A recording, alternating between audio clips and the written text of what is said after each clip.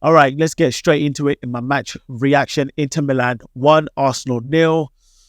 Honestly, it wasn't a bad performance, let's be honest. I really don't know where to start, but I'm just going to get straight into it. Might be a little bit all over the place, but it's a straight match reaction in regards to what I've just watched.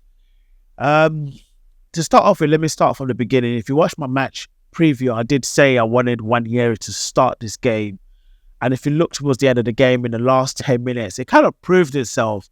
It kind of shown the reason why we need to take, I say we, but Arteta needs to take a risk when it comes to Ranieri and actually give him a chance and let this boy actually play. Let him show what he has to give. If you're looking at players like, obviously, Yamal Lamal in Barcelona, he's playing and he's scoring goals. Played with Spain, the Euros, scoring goals. And I'm just like, just give this boy a chance in terms of Ranieri. Let him play. Let him sort of express himself. Because the more minutes he plays, the more he's going to get confident, get used to this team and sort of probably come into his own. But if you look at what Trossard did or didn't do in about 80 minutes, I was just like, how is this guy still on the pitch? He took off Marino at half time, and you're just thinking, how is Trossard again still on the pitch? It was pretty much the same similar performance against Newcastle. And obviously, I just like there was no overlapping again. Once again, similar to the Newcastle game, there was no overlapping from Ben White. There was no overlapping from Timber. Half of the time, they keep trying to invert. Saka was trying to always playing 2 against 1 most of the time. Oh, honestly, I was just like that we missed a creative player in this game. There was no creativity. And it's becoming more and more obvious how much we are missing a striker within this team. We create chances. We keep pinging and crossing. I think we had like 24 crosses in this game up until Kai Havertz eventually came off injured. I'm hoping that's not a bad injury, by the way. I just don't know. I'm not going to say we're in a crisis at the moment, because in this game we played a lot better than we played against Newcastle. Although it was a similar sort of, in terms of the defensive structure with Inter Milan. As soon as they went 1-0 ahead, I'll get to that in a minute, but they went 1-0 ahead and they kind of almost sat back and started doing that whole, as we know, the Italian style of playing football. Every little touch they go down or it's a foul. And I just believe, obviously, they kind of pull the curtain wool over the referee's eyes once in a while in this game.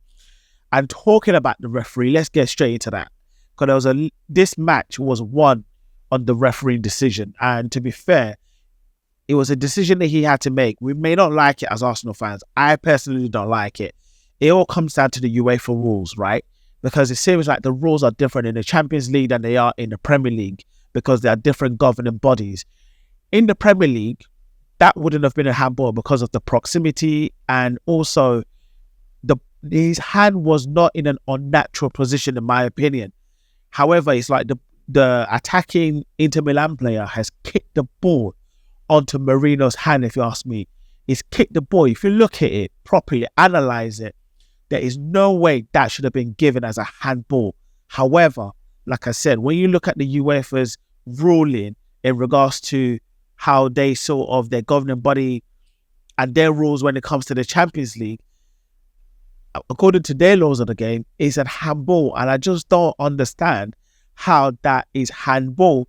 But then when you look at what happened prior to that, when Summers literally clattered Marino, that was reviewed by the VAR actually, but the referee obviously didn't give it as a penalty on field. So the VAR was bound to go with the referee's on-field decision.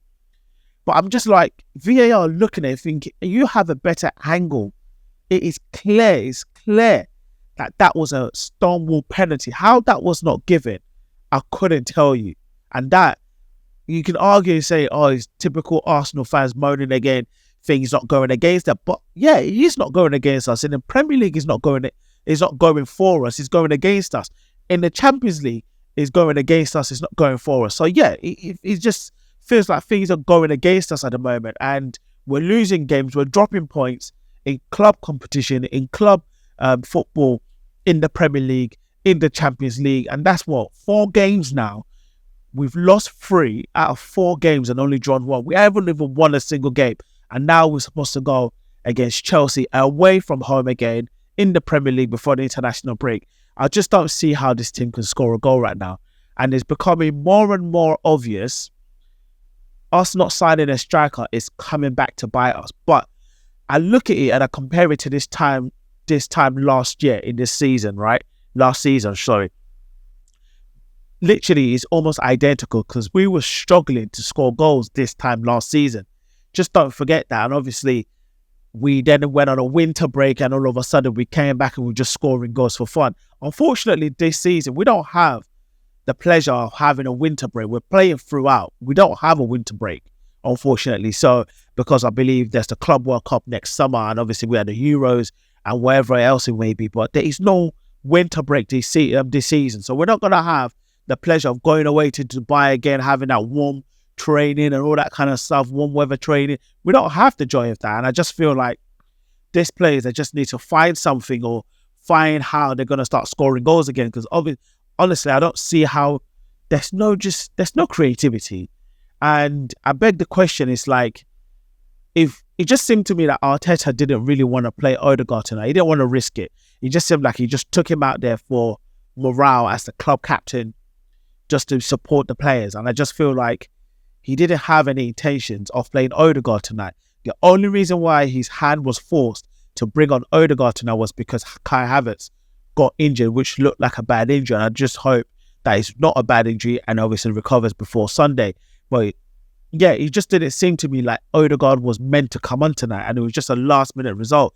And then you look at it again, it's like we're chasing the game, trying to score a goal, and he brings on Zinchenko again, and I'm just like, oh God. Don't get me wrong. This time last season, I'd have been like, yeah, Zinchenko is a good positive sub, but where we are currently is not. Unfortunately, it's not a good substitution. It is not the player that should have come on, in my opinion, because all the football was being played in Inter Milan's half, predominantly for the second half. And towards the latter stages of the game, in the last 10 minutes, we had literally 11 men behind the ball.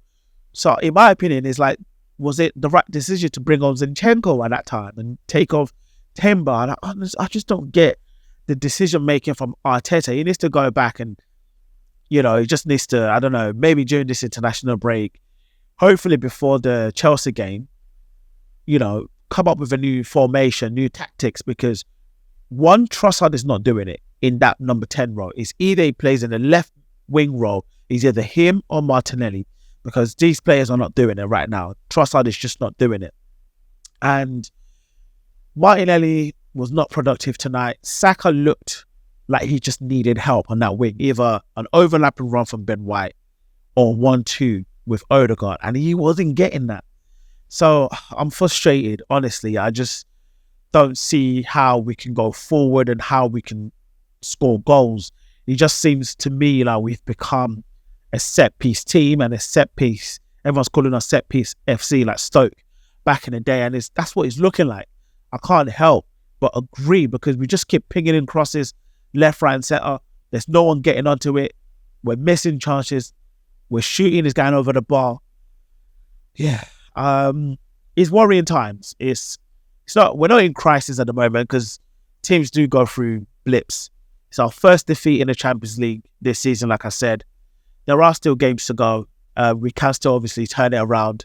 I'm not overly concerned. I'm just more concerned in the fact that we're not scoring goals. That is my main concern. The performance was a lot better tonight compared to Saturday. I just hope we take that into Sunday. The only thing now is we need to be clinical in front of goal. We're not clinical enough. And I don't seem to understand what's going on. The only thing I can think of is we're missing a striker. That is it. A clinical striker. And I do hope the plan is to get one in January. Otherwise, it's going to be a long season, guys. And I just don't get it. I don't know where the goals are going to come from. But yeah, on to Chelsea on Sunday. So let me know what you guys think in regards to the game. Let me know what your thoughts are. What's going on at Arsenal at the minute. we can't seem to get the ball in the back of the net in open play. It just seems like we're depending on set pieces. So, yeah, I'm out of here, guys. Do me a favor, hit that like button and share button, and don't forget to subscribe to this channel. It goes a long way to helping me grow. Yeah, I'm frustrated, man. Honestly, yeah, on to Sunday. I'm out of here.